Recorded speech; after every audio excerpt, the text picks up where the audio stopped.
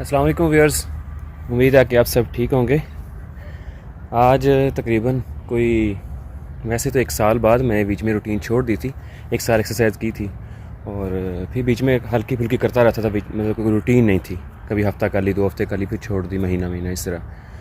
تو لیکن اس کے بعد ایک بہت تکلیف دہ فیز میری زندگی میں گزرا ہے، اور میری زندگی میں پہلی دفعہ تھا اتنا لمبا۔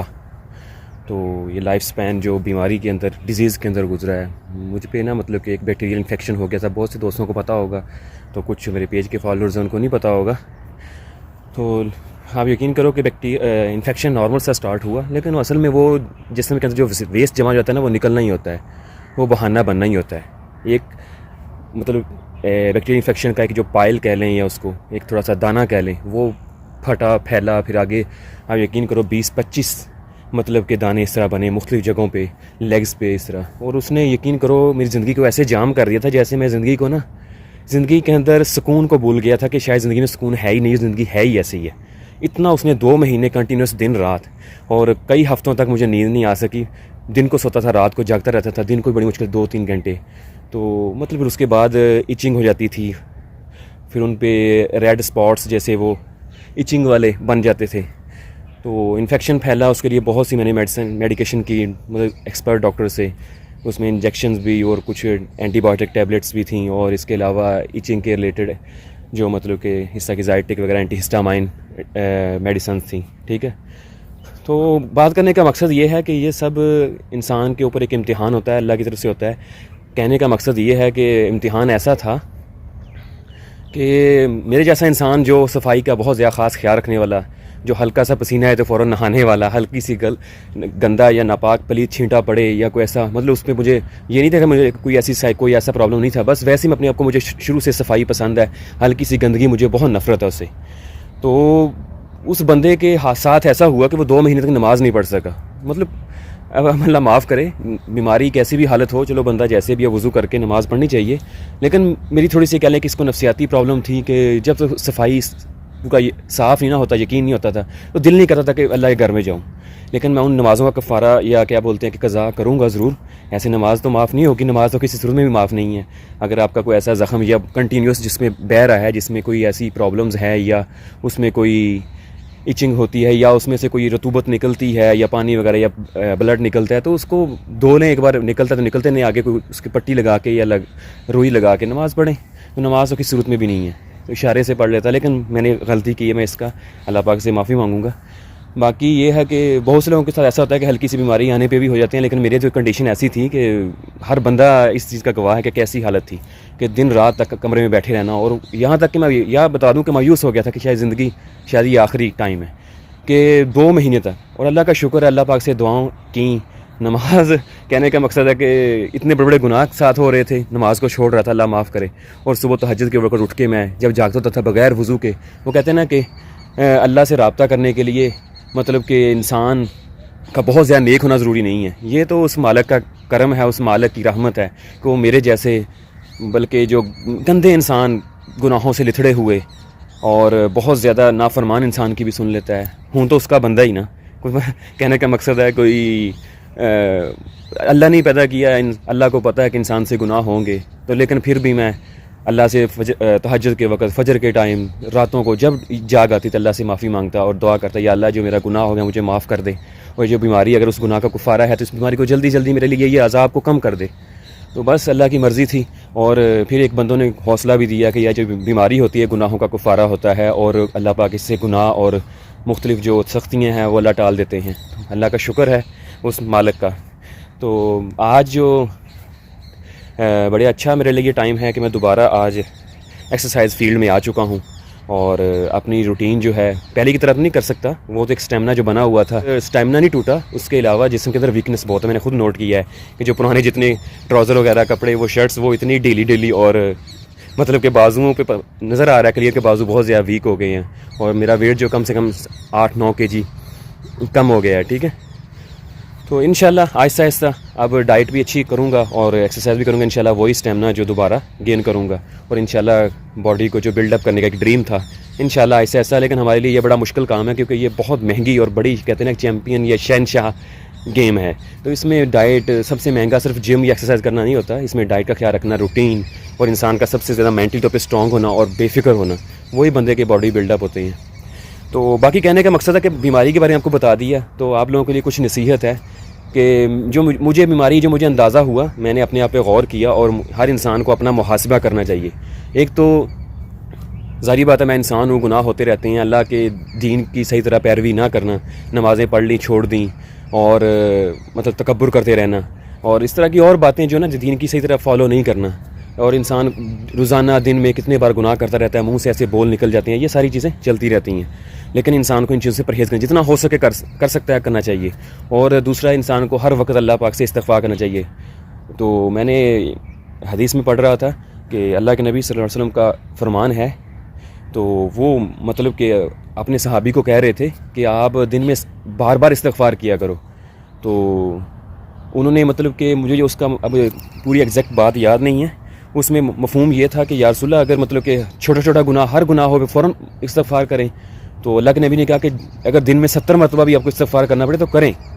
تو اللہ کے نبی وہ کہتے ہیں کہ دن میں پتہ نہیں کئی مرتبہ استغفار کرتے تھے. حالانکہ اللہ کے نبی جو ہے کہ بخشائی پاک ہستی ہیں, تو وہ تو اللہ کے محبوب ہیں. تو اللہ پاک ہمیں ان کے طفیل کل ان کی شفاعت ہمیں نصیب ہو, ہم جیسے گناہ گاروں کو. تو لیکن وہ بھی اتنا استغفار کرتے تھے. تو تیسری بات یہ ہے کہ انسان تکبر نہیں کرنا چاہیے, اپنی صحت پہ اپنے جسم پہ ناز نہیں کرنا چاہیے. اب میرا تو اتنا اچھا خاص ایسا جسم نہیں تھا کہ میں نے بلڈ کیا تھا کوئی, لیکن جو میرے اندر ایک تھوڑا سا تھا کہ ہر انسان کی اپنی بھی طاقت ہوتی ہے. مجھے نا 12 سال سے کوئی بیماری نہیں لگی, کوئی میڈیسن کھانی نہیں پڑی, تو بڑا ناز تھا کہ یار میں تو بیمار ہوتا ہی نہیں ہوں, مجھے تو کوئی بیماری لگتی نہیں ہے. تو 12-13 سال سے میں نے کوئی میڈیسن یا ہاسپٹل یا ڈاکٹر کو بہت, شاید میں نے, مجھے یاد نہیں ہے کہ ہلکا پھلکا شاید ایک ٹیبلٹ کھائی ہو, لیکن وزٹ نہیں کیا.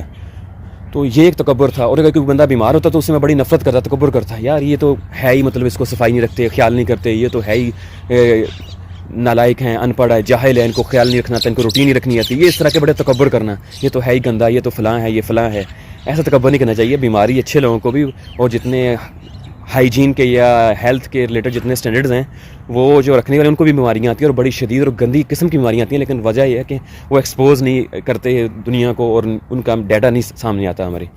میں اس کی مثال دیتا ہوں, جیسے کینیڈا, امریکہ, یورپین کنٹریز میں صفائی کا سب سے زیادہ خیال رکھا جاتا ہے. ان کے ماحول, ان کے گھر, ان کے سارے کہتے ہیں کہ جو گھر کی مطلب چیزیں ہیں یوز کرنے والی, وہ ساری ہائیجین ہوتی ہیں, ان کو پراپرلی وہ کہتے ہیں نا اسٹیرلائز کیا جاتا ہے, تو پھر ان کو یوز کیا جاتا ہے. تو لیکن کیا ان کو بیماریاں نہیں آتی؟ اور آپ کو مزے کی بات بتاؤں, دنیا میں جو سب سے زیادہ شوگر کا جو مطلب کہ ریٹ ہے وہ امریکن میں زیادہ ہے. ابھی تو پاکستان میں آ گیا ہے لیٹسٹ جو فگر ہے, لیکن امریکہ میں ہے سب سے زیادہ. موٹاپا, اوبیسٹی امریکن میں ہے. اس کے علاوہ اتنی ڈینجرس بیماریاں جیسے ایڈز وغیرہ, کینسر وغیرہ, اس طرح کی اور بیماریاں وہ ان کنٹریز میں بھی ہوتی ہیں. مطلب یہ نہیں کہتا کہ ان میں سارے ایسے خراب ہیں, اچھے لوگ بھی ہیں, بڑی ہیلتھ کا خیال رکھنے والے بھی ہیں. ہمارے بھی بہت ہوتی ہیں کہ ہمارے نہیں ہوتی, ہمارے بھی بہت زیادہ ہوتی ہیں, لیکن ان میں بھی بہت زیادہ ہیں. تو ایسا نہیں کہہ سکتے. بیماری یہ ہوتی ہے جو یہ انسان کی کچھ اپنی کوتاہیاں بھی ہوتی ہیں. تو باقی اللہ پاک کی طرف سے ایک امتحان بھی ہو سکتا ہے, آزمائش بھی ہو سکتی ہے.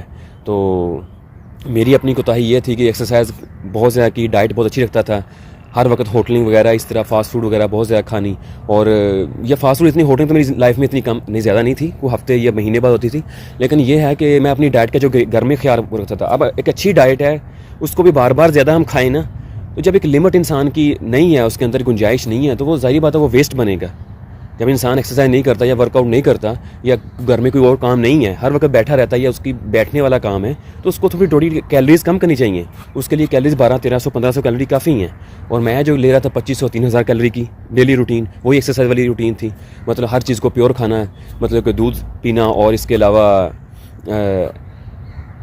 روٹی وغیرہ اس کو اچھی ڈائٹ لینا. پھر اس کے علاوہ جو اولیو آئل ہے یا جس طرح گرامز ہیں, چنے وغیرہ اس طرح, اور اس کے چکن میٹ اس طرح کی چیزیں مطلب اپنی خوراک میں, فروٹس وغیرہ بہت زیادہ رکھنا.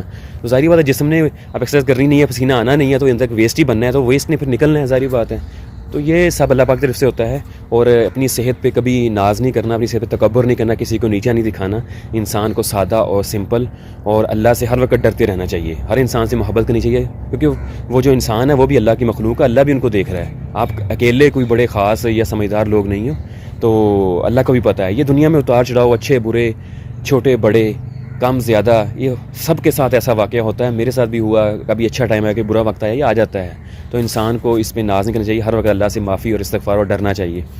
تو باقی کہنے کا مقصد یہ ہے کہ انسان کو ورک آؤٹ کرنا چاہیے ضرور. اس کے بغیر مطلب کہ ظاہری بات ہے اگر ایک انسان کسان ہے یا کوئی کوئی جاب کر رہا ہے, کوئی گیم کر رہا ہے, کوئی جا رہا ہے کہیں آ رہا ہے, کسی کی واک ہے, اس کو تو چلو بے شک نہ کرے, جس کی کم سے کم ڈیلی کے 1 گھنٹہ 1.5 گھنٹہ واک ہے, اس کو تو اتنا پرابلم نہیں بنتا.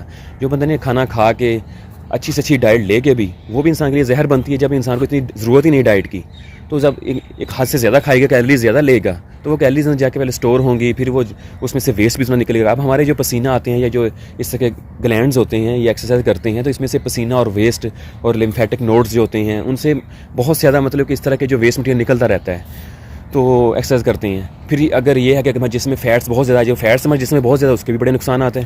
ان میں سے ہی ویسٹ بنتا ہے, ان میں سے ہی وہ کولیسٹرول بنتا ہے, ان میں سے ہی جو ہماری خون کی بلڈ کی یا وینز ہیں یا کیا بولتے ہیں ہارٹ, اس کی ڈیزیز پرابلمز وہ اسی کولیسٹرول سے ہی بنتے ہیں. جب اگر ایک حد سے زیادہ بڑھ جائے, تو انسان کو چاہیے کہ مطلب کہنے کا مقصد جو اچھی چیز ہے, بے شک دیسی گھی ہے یا اچھی پیور غذائیں بھی ہیں, وہ بھی انسان کے لیے زہر بن سکتی ہیں.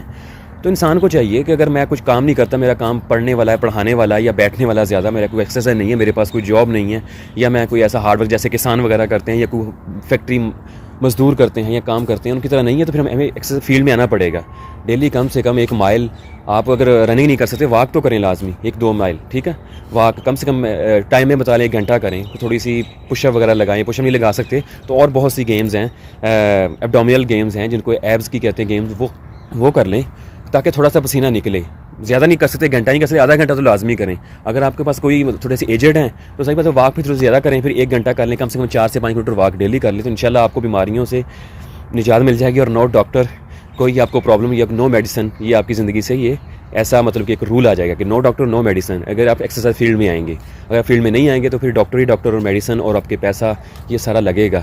تو اس سے پہلے تو اب میں نے سوچا ہے کہ اگر انشاءاللہ دوبارہ کیا بولتے ہیں کہ اس کو کنٹینیو رکھوں گا انشاءاللہ. کوشش تو یہی ہے جب تک زندگی ہے, لیکن کہنے کا مقصد ہے, سوچا ہے, پلان ہے کہ اگر نہ بھی آ سکا, روٹین نہ بن سکی, کسی دن آنکھ نہ کھلی, تو اس دن انشاءاللہ شام کو ضرور کروں گا. اور اگر آپ ایکسرسائز نہیں کرتے, پھر اس دن کا کھانا چھوڑ دو. ظاہری بات ہے اگر آپ نے ایکسرسائز نہیں کی, کھانا لے لیا, وہ اپنی باڈی کے لیے نیڈ کے لیے پورا ہے, تو میں نے تو سوچا ہے کہ اس دن پھر کھانا چھوڑ دینا ہے, اس دن کا یا اس ٹائم کا, ٹھیک ہے. میں نے جو اندازہ لگایا ہے نا, میں نے جو پچھلی پرانی ہسٹری پڑھی ہے, یا پرانی جتنا کہ فوڈ کے جو فیمن آئے ہیں دنیا میں, قحط آئے ہیں, یا فوڈ کی انسیکیورٹی تھی دنیا میں, پرانے دور میں بہت زیادہ تھی. کئی سالوں تک قحط چلتے رہتے تھے, اور کئی ملکوں کی, کئی بر اعظموں کی آدھی آبادی ختم ہو گئی تھی دنیا کی. تو مطلب اتنی ڈیتھ ہوئی ہیں. لیکن ان لوگوں میں چلو ڈیتھ تو ہو گئی ہیں, یہ تو ایک چلو ظاہری بات ہے کہ انسان کو بالکل کچھ چیز نہ ملے تو وہ تو انسان نہیں, پھر ظاہری بات ہے ڈیتھ ہونی ہے اس کی. لیکن میں نے پرانی ہسٹری میں یا آج تک یا اللہ کے نبی کے جو دور کے صحابہ کی اسلامی لائف کو دیکھا ہے, وہ لوگ تو بڑے فاقے کرتے تھے. مطلب کئی دن تک ان کو روٹی نصیب نہیں ہوتی تھی. بلکہ میں ایک واقعہ بتاتا ہوں کہ صحابی رسول تھے, وہ ایک قلعہ فتح کرنے گئے تھے, وہ ایک غزوہ پہ گئے تھے, کہہ دیا کہ ان کا ایک مہم تھی, جہادی مہم, جیسے اس کو سریہ کہتے ہیں, وہ اللہ کے نبی نے ان کو بھیجا تھا. تو وہ گئے, تو انہوں نے جا کے نا ادھر, تو کچھ وہ یہودی تھے نا, وہ تندور پہ روٹیاں لگا رہے تھے.